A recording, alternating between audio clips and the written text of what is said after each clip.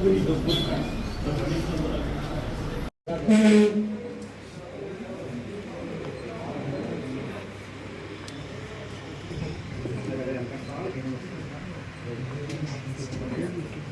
కూర్చోము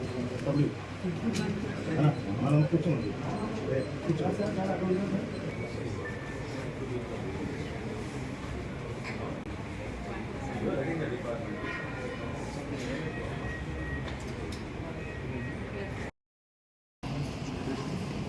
మొదటిసారి మీరు రావడం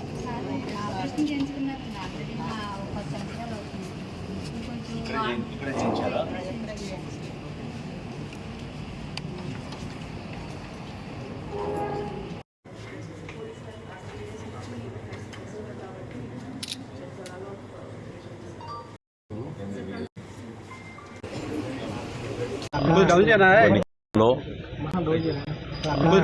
కొన్ని కార్యక్రమాలు, కొన్ని ఆలోచనలు, అదేవిధంగా పేషెంట్స్కి సౌకర్యాలు ఏ విధంగా పెంచవచ్చనే దానిపైన కొంతవరకు అవగాహన తెచ్చుకోవడానికి ఒక ప్రయత్నం ఈరోజు చేశాం.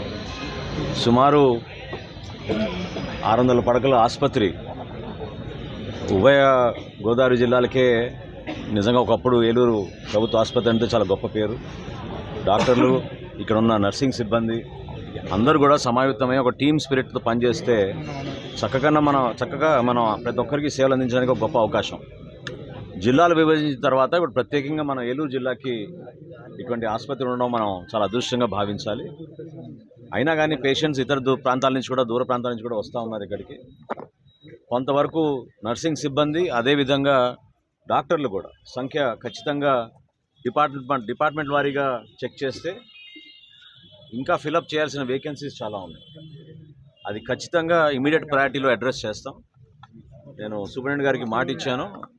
నెక్స్ట్ డిఆర్సి తప్పకుండా మేము ఆరోగ్య సమస్యలపైన మేము ఒక సెషన్ ఏర్పాటు చేసుకుంటాం. గౌరవ శాసనసభ్యులతో వీళ్ళందరితోటి కలెక్టర్ గారి ఆధ్వర్యంలో ఇక్కడున్న ఈ వ్యవస్థని మరింత పటిష్టం చేయడమే కాకుండా పేషెంట్ల పక్షాన ఆలోచించమని డాక్టర్ గారిని కోరాను.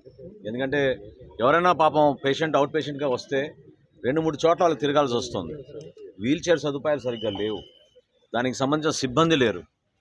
వీటితో పాటు కొన్ని పరికరాలు, యంత్రాలు కూడా మనం ఇంప్రూవ్ చేయాలి. ఇంత పెద్ద ఆసుపత్రి పెట్టుకుని మనం కార్డియాక్ కేర్ కూడా పెంచుకోవాలి. అవసరమైతే ఎంపీ గారి ద్వారా మనం కొంతమంది దాతల్ని తీసుకొచ్చి ఈ ప్రాంతానికి మనం అందించాల్సిన సహాయమే కాదు, అదొక బాధ్యతగా మనం అందరం కూడా తీసుకోవాలి.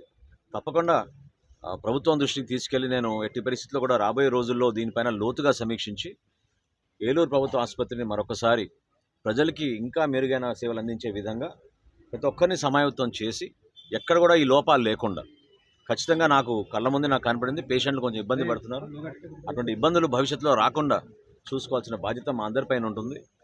ఇక్కడ మనకు అన్ని విధాలుగా సేవలు అందించాలి మనం. అంతేగాని ఇక్కడి నుంచి మనం మీరు విజయవాడ తరలిరండి, ఇతర హాస్పిటల్ తరలిరండి అనే విషయం రాకుండా ప్రాథమిక చికిత్సతో పాటు అవసరమైతే స్పెషాలిటీ చికిత్స కూడా మనకి ఇక్కడే జరిగే విధంగా ఒక ప్రణాళిక సిద్ధం చేసుకోవడానికి మీ అందరం కూడా సమాయత్తం అవుతాం. Thank you. సెక్యూరిటీ నుంచి సూపరింటెండెంట్ కూడా పేషెంట్ల పట్ల చాలా ఇదిగా మాట్లాడుతుంది. చేద్దాం, మీ అందరి సలహాలు తీసుకుని తప్పకుండా